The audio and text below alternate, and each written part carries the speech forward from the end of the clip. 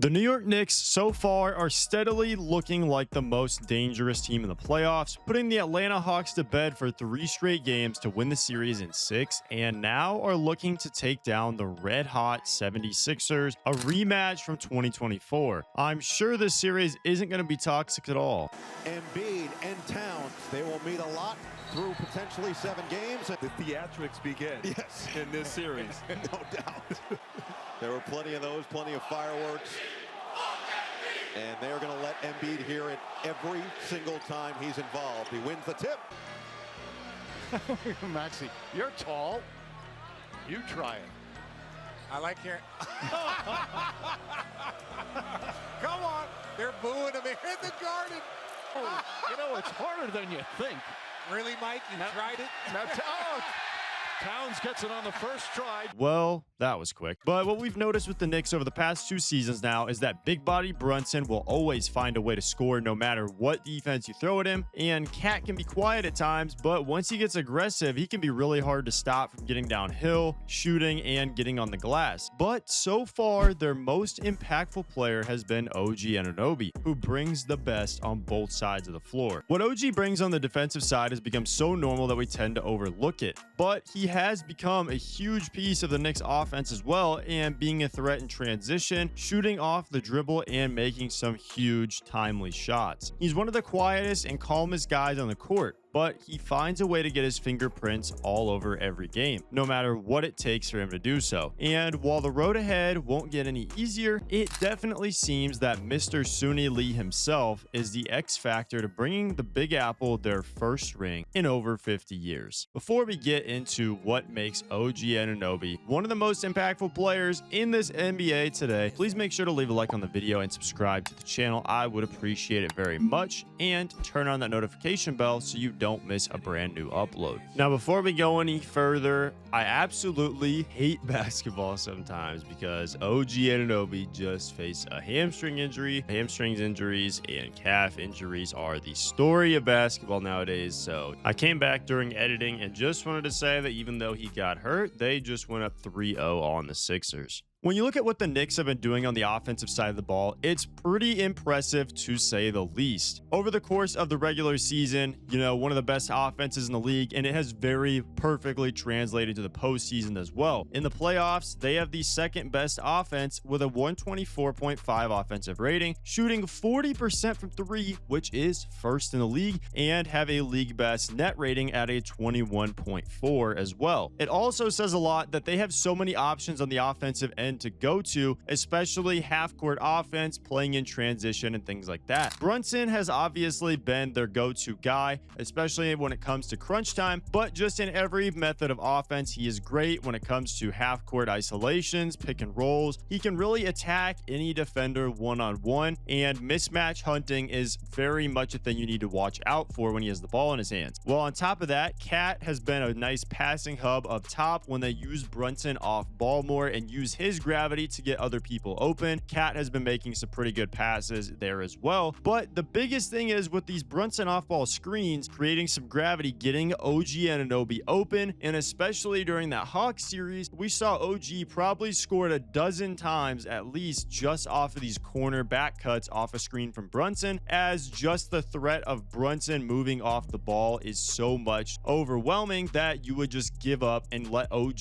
literally walk his way to the rim. Now, with the Philadelphia 76ers and their matchup, it looks like having either Paul George or Kelly Oubre on Jalen Brunson would be the move here, because obviously a Maxey or a VJ defensively might not be able to put in enough work on Brunson. Because of this, that could actually really open up for OG Anunoby to score, especially in like an undersized matchup. And if the 76ers don't have a lot of size to throw at Brunson already, it could be very dangerous. OG Anunoby in non-Brunson minutes as a whole has very much stepped up as a creator. So far in the playoffs, he's been incredible. He's averaging 21 points and 8 rebounds, shooting 64% from the field and 59% from 3. That is insane, just looking at that number right there. Seeing what OG has done has kind of been filling the role that they thought Mikal Bridges was going to bring in his minutes, especially without Brunson on the court, being able to shoot off the dribble, get to the basket, play in transition, and things like that. But OG has been tremendous in the this aspect. He's having one of his best offensive seasons of his entire career for that exact reason. When you look at the Knicks offense, this is exactly what I'm talking about right here. You get a play where Cat is going to be put in a little pick and pop, has Drummond out on the perimeter. As you can see, Mikal is going to run across the court to the corner, and this just gives OG enough space to get Paul George just out of position for a little backdoor cut, and he's just going to go up strong for that layup. Here's another play where Cat is driving into the lane on VJ after getting the switch, and you can just see how the defense reacts. Embiid is going to go ahead and switch back. VJ Edgecombe is kind of in no man's land. Kelly Oubre has to help out, so obviously OG gets the ball in the perimeter. He attacks this closeout pretty quickly. As he sees, VJ is going to stay home a little bit on Mikal Bridges, meaning that OG has this wide open Rui Hachimura-esque pull-up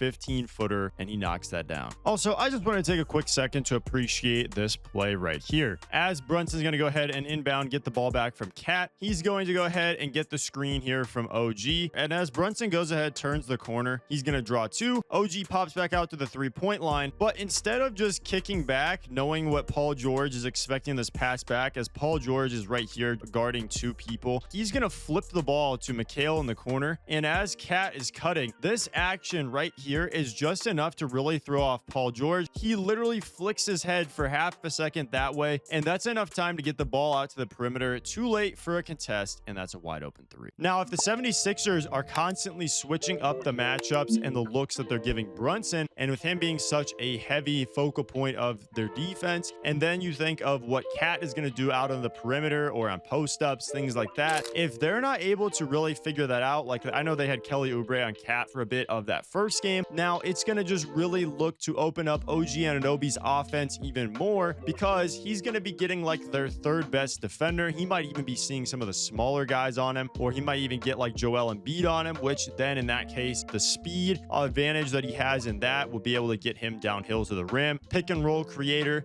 OG has been very good at that as well. We saw some of that in game 1 too, and that's why I think the Knicks just have too many options, and especially looking forward in the playoffs, if they do go against like a Cavs team or a Pistons in that conference final, either one, it's gonna be very hard for either of those teams to have enough to match up with left over after putting their best defenders on Brunson and Cat. So it's pretty safe to say that while the Knicks have definitely been the most impressive team in the East so far, with Boston being out as they were like probably the title favorites when it comes to the East, and then you look as far as the Cavs really struggling offensively against that Raptors defense. It took the Pistons coming back down 20 in a game 6 on the road to finally be able to force the series to 7 and beat Orlando without Franz. However, it is pretty important to note that the Knicks have not beat the Pistons in a game yet this season. They are 0-3 against them. It's really just, can the Knicks piece this offense together against either of those teams? And most importantly, with OG Anunoby being the determining factor if this Knicks team will be finals bound, his responsibility on defense will really be what brings this Knicks team together on defense, and especially if they play a team like the Cavs or even in the Sixers series, their defense is going to be a major determining factor. Now, OG is one of the most positionally versatile guys we have in the entire league. He can really guard 1 through 5, and I really mean that. We've seen him match up against quick guards. We've seen him literally match up against Embiid, against other bigs, and he's always looking to tie this team together as a defensive unit. He is really that glue guy. As a whole, this team has been much better on defense, and especially in that Hawks series, even Cat, who usually has his struggles, has looked a little better. Now in the pick and roll, it's going to be harder in this Sixers series when you're going against super fast guards and Maxey and VJ. That drop coverage is going to be possibly the death of them in a game or two. I could definitely see that. Same how Boston ended up against these Maxey or VJ pick and rolls with Embiid as the screener. It's going to be tough. This next team though, with OG, you know, he's taking the PG assignment, and possibly we could see him guarding Embiid if Cat gets in foul trouble, and that's definitely a possibility. We saw some hack-a-mitch in the first game, first quarter already, so it's very possible that OG is going to be definitely thrown in a lot of different coverages to see what they can do to slow down these guards, or even Paul George just as a creator. And also quickly, I just want to give props to Mike Brown. He has done a better job as a coach than I think we expected, especially after those first couple games in the Hawks series. Just the rotations have looked a little sharper. The Jose Alvarado minutes were very much needed, and some of the bench pieces have been huge for this team as well, like a Jordan Clarkson Brunson, or even Hukporty. Very, very good for this team. The Knicks as a whole should be the favorites now to make it out of the East. And while I don't 100% guarantee it, I think it's pretty safe to say this team could be threatening and knocking on the door for the NBA title this season. And while I think there are a couple things such as OG and McHale having to play very well for this team to make it that far, I don't think it's out of the realm of possibility whatsoever, especially considering the two-way ability, absolute dominance masterclass on both ends from Mr. OG